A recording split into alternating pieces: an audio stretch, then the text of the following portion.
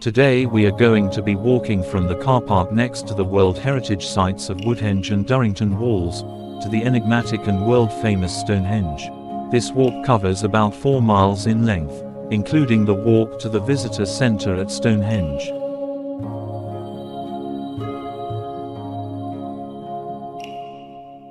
Woodhenge is a Neolithic timber monument built in about 2500 BC, around the same time as Stonehenge, and is only a couple of miles away to the northeast. It was formed of 6 concentric ovals of standing posts, surrounded by a bank and ditch, which were built to align with the summer solstice sunrise. The site was discovered by aerial photography in 1925, and excavated in the following 2 years, by Ben and Maud Cunnington, who marked the positions of the wooden posts with concrete pillars for visitors. The overall diameter of the Woodhenge site is approximately 110 meters or 360 feet. Woodhenge is just one of around 350 ancient sites that make up this unique landscape. Its origins remain debatable, but most historians and archaeologists agree it was likely built by the same people who constructed Stonehenge. It is estimated the posts were as high as 31 feet tall.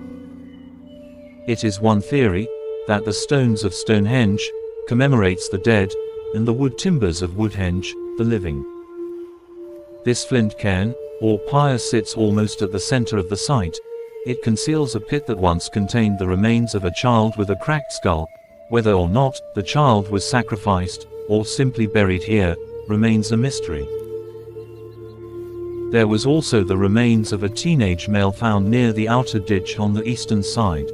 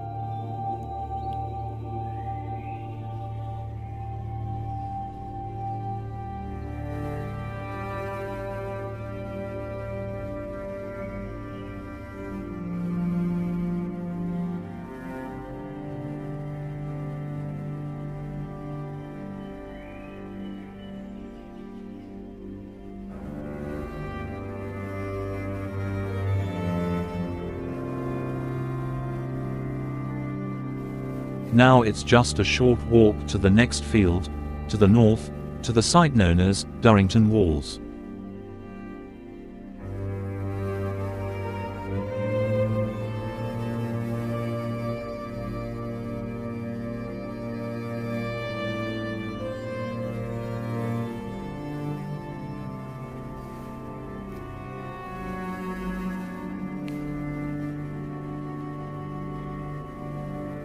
Durrington Walls looks just like any ordinary field, but it is one of the largest Neolithic henge sites in Britain.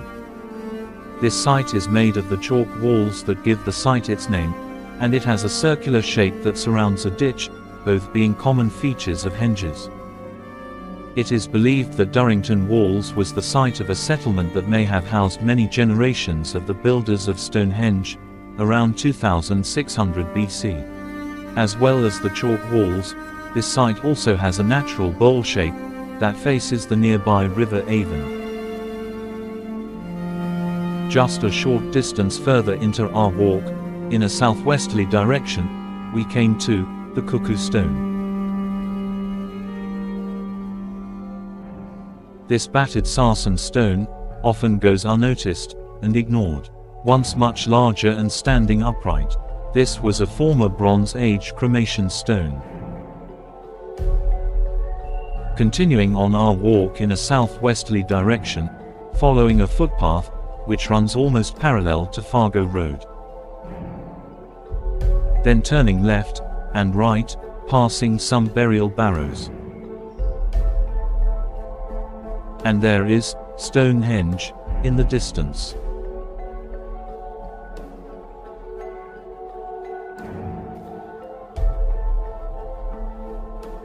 After only a short while, we reached this gateway.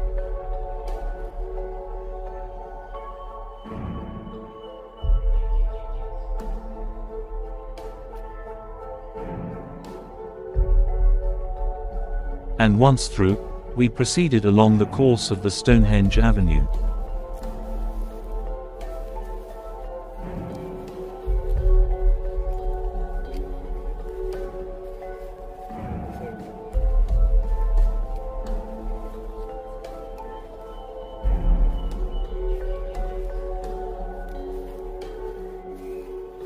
Everywhere you look there are barrows and ditches all around.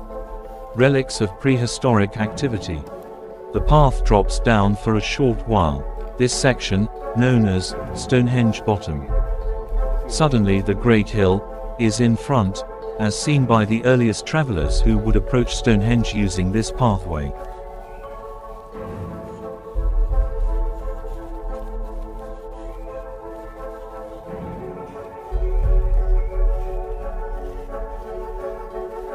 And suddenly, over the crest of the hill, comes those first views of Stonehenge.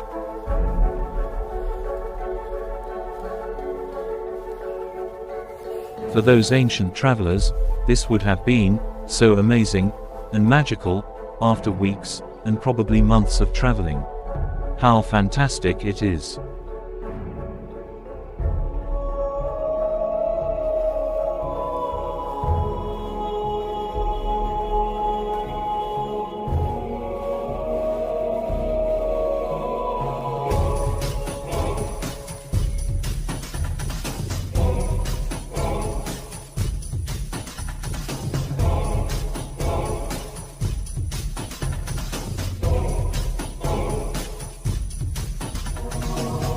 Stonehenge is one of the most famous prehistoric monuments in the world, which is no surprise given its mysterious origins, architectural prowess and very old age.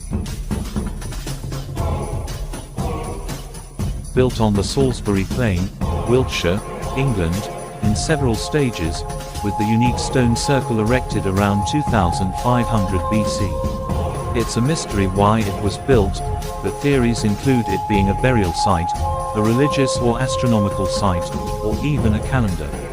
The monument is aligned with the sun's movements, with the sun rising over the heel stone on the summer solstice. The first monument was a circular earthwork enclosure with a ditch and a bank. It also included a ring of timber or stone posts. This initial phase was used as a cremation cemetery for several hundred years.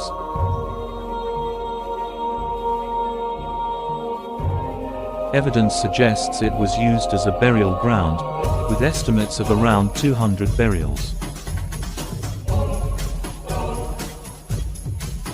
The alignment with the sun's movements, particularly during the solstices, points to a possible astronomical or religious function.